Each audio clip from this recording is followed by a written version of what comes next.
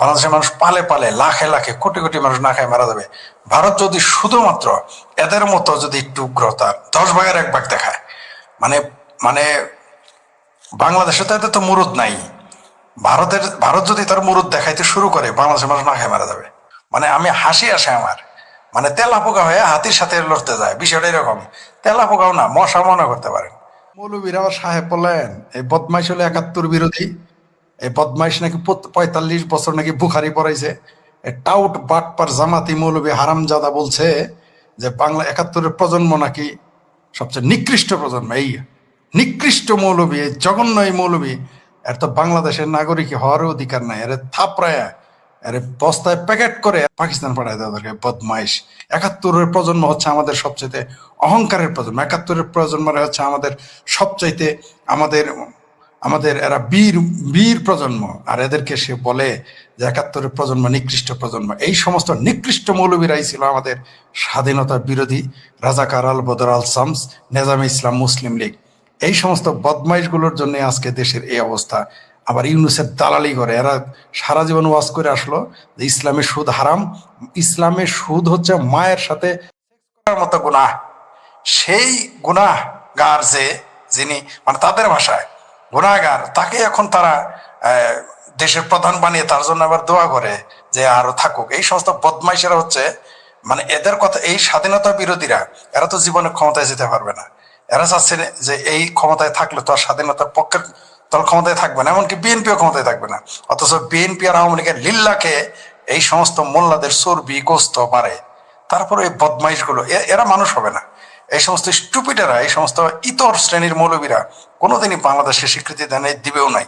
তাই সে তো ইউনূসের পক্ষে দালালি করবে। কিন্তু বাংলাদেশের জনগণ এখন চিনে রাখছে যে ধর্মের বেশে ছদ্মবেশে, কখনো সামরিক বাহিনীর ছদ্মবেশে, কখনো রাজনৈতিক দলের ছদ্মবেশে এই যে মুক্তিযুদ্ধ বিরোধী কিছু ব্যক্তি, এদের মুখোশ 2024-এর এই জুলাই সন্ত্রাস না হলে মুখোশ উন্মোচিত হতো না, আমরা এদের চিনতে পারতাম না। অথচ এই ইব্রাহিমই কিন্তু আবার বঙ্গবন্ধুর সম্পর্কে প্রশংসা করছে। এদের আমরা চিনে রেখেছি। শুনেন, শুধু গরিবের না, এই দেশের মধ্যবিত্ত, উচ্চ মধ্যবিত্ত কম দামে সুচিকিৎসা পাওয়ার জন্য ভারতে যায়। লক্ষ লক্ষ মানুষ ভারতে চিকিৎসা করে। কারণ এই মধ্যবিত্তরা, গরিবেরা তো পারবেই না, থাইল্যান্ডের ভিসাই পাবে না, সিঙ্গাপুরের ভিসাই পাবে না, চিকিৎসা করা তো পরের কথা। তো এরা এরা অন্তত চিকিৎসা খরচ অনেক অনেক। সিঙ্গাপুরে, থাইল্যান্ডে চিকিৎসা করা মানেই মানুষের হয় সম্পদ বিক্রি করতে হবে, তা না হলে সমস্ত আয় যা জমা থাকে তা দিয়ে দিতে হবে, এরকম অবস্থা। তো ভারতে সেটা থাইল্যান্ড সিঙ্গাপুরের সাথে 3, 4, 5 গুণ খরচ কম হয় ইন্ডিয়াতে।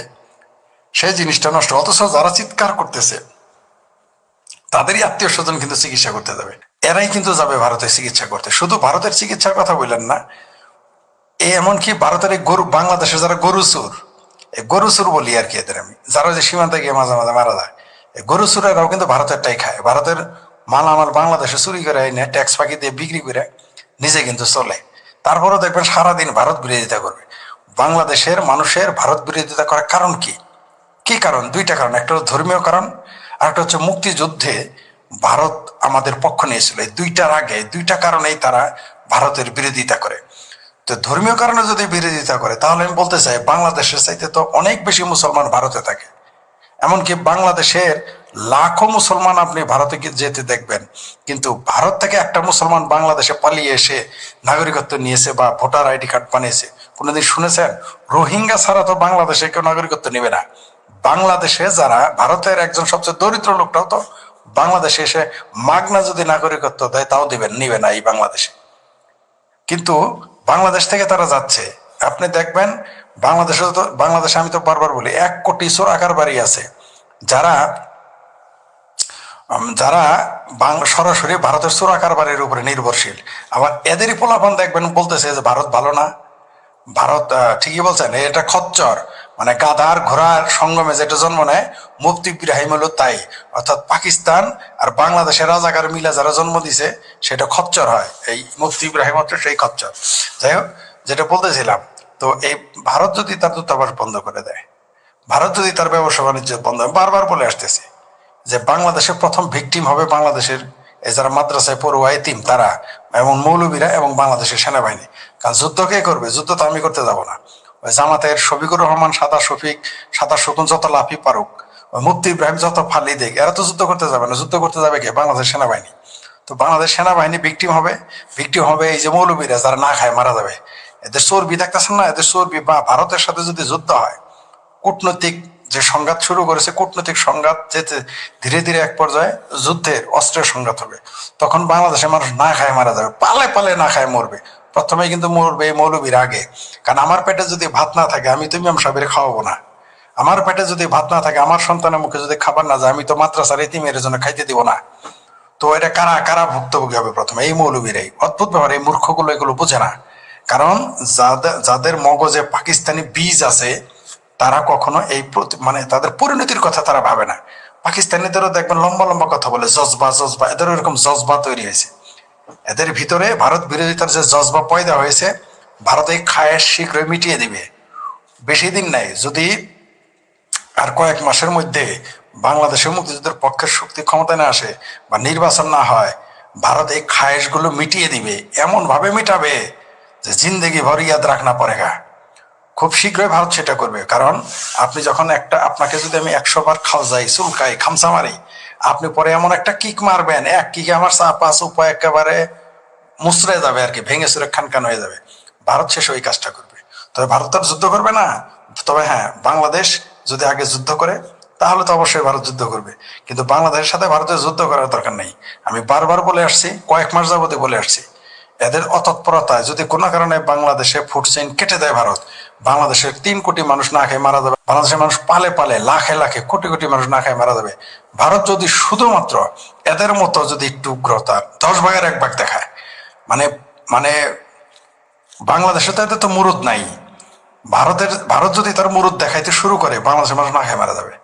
এই জিনিসটা এদের আপনি বুঝাইতে পারবেন না। এরা লম্বা লম্বা কথা বলে। ওই যে কর্নেল হাসিনুর আছে, বদমাইশ, আমার মতো মুসালা বদমাইশ একটা আছে। এই বদমাইশ বড় বড় কথা লম্বা লম্বা লেকচার দেয়। ভারত থেকে চাল না আসলে খাবে কি, পেঁয়াজ না আসলে খাবে কি, ডাল না আসলে খাবে কি। আবার আবার এই যে কালাপাড়া আমার ভাবির পোলা হাসানাত আব্দুল্লাহ, তার ভিডিও কিন্তু আবার ডিলিট করে দিছে।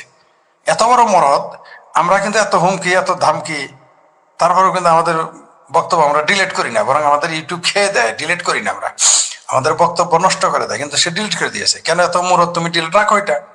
তারা 7 সিস্টার খেয়ে দিবে, আবার মানে ভারতেরটা খেয়ে, মানে ভাতারের ভাত খায়, গীত গায় নাঙ্গের। বিষয়টা হলো এরকম, মানে ভাত খাবো ভারতের, গীত গাবে পাকিস্তানের। এরা হচ্ছে এই খাসিলত। পাকিস্তান থেকে চাইল্ড লাইনে খাও, তাহলে এই শখ মিটে যাবে, এই যুদ্ধের দাম আমার শখ মিটে যাবে।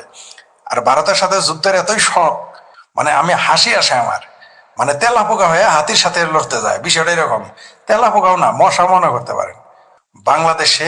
বাংলাদেশের সাথে ভারত কোনোদিনই যুদ্ধ করবে না, কারণ এর তো কোনো প্রতিদ্বন্দ্বী না। ম্যারাডোনা কি বাংলাদেশে, আর্জেন্টিনার টিম কি বাংলাদেশের টিমের সাথে খেলতে আসবে? কোনোদিনই আসবে না। আপনি যতই খোঁচান, যতই গালি দেন, বিষয়টা এরকম। আর্জেন্টিনার টিম বাংলাদেশে এসে দেখুক, মগবাজারের জামাতের টিমের সাথে কোনোদিন পারবে না। বিষয়টা এরকম আর কি। আর্জেন্টিনার টিম এগুলো বললে কি আপনার সাথে খেলতে আসবে নাকি? তাদের সময়ের মূল্য নাই, আর এদের সাথে খেলে এদের ইজ্জত নষ্ট করবে নাকি? তো ভারতের সাথে, ভারত বাংলাদেশের সাথে কেন যুদ্ধ করবে? কি কারণে যুদ্ধ করবে? আর এক মূর্খ আছে বলছে যে বাংলাদেশ থেকে নাকি ভারতের বাজেট যায়। কত বড় গাধা! এরা নাকি আবার ঢাকা বিশ্ববিদ্যালয়ের ছাত্র। ছি, এদের ঘিলু, মানে ভারত বিরোধিতা করতে গিয়ে পাকিস্তানি জজবায় মগজ এতই কলাপস হয়ে গেছে যে এদের না আছে কূটনৈতিক শিষ্টাচার, না আছে ন্যূনতম রাজনৈতিক জ্ঞান, না আছে ভৌগোলিক জ্ঞান, না আছে সামরিক জ্ঞান, কোনো মানে সবকিছু লোপ পেয়ে গেছে পাকিস্তানি জজবায়। অবশ্যই জজবাটা এমনি আসে নাই, এদেরকে নিয়োগ করা হয়েছে যে তুই প্রতিদিন এগুলো বলবি, যাতে কোনো রকম ভারতের যদি কোনো রকম যুদ্ধের ময়দানে নামানো যায়। ভারত এত বোকা না। ভারত চাণক্য নীতির দেশ, আমি বারবার বলি। এমন চাল চালবে যে জিন্দেগি ভর ইয়াদ রাখনা পড়েগা। এই যে যে চুলকানি চুলকাইছে বাংলাদেশ সম্পর্কে, ভারত এখন আর ভালো ধারণা রাখবে না। এমনকি যদি আওয়ামী লীগও ক্ষমতায় আসে, আগের মতো ট্রাস্ট করবে না বাংলাদেশকে। তাদের বর্তমান মানে অদূর ভবিষ্যতে আগামীর যে তাদের পররাষ্ট্রনীতি, বাংলাদেশের ব্যাপারে তাদের পররাষ্ট্রনীতি, সামরিক নীতি, কূটনীতি, সবকিছু তারা নতুন করে সাজাবে। এমনকি বাংলাদেশের আস্তে আস্তে টাইট দিবে, সোজা করে ফেলবে। একবার দেখতে পারবেন এই হাদি পাদি গাদিরা তো দেশে থাকবে না, হয় পালায় যাবে, আর তা না হয় পাবলিকের পাড়া খায় এরা মারা যাবে। কিন্তু আমাদেরটা ক্ষতি করে গেল, আমাদের দেশের ক্ষতি করে।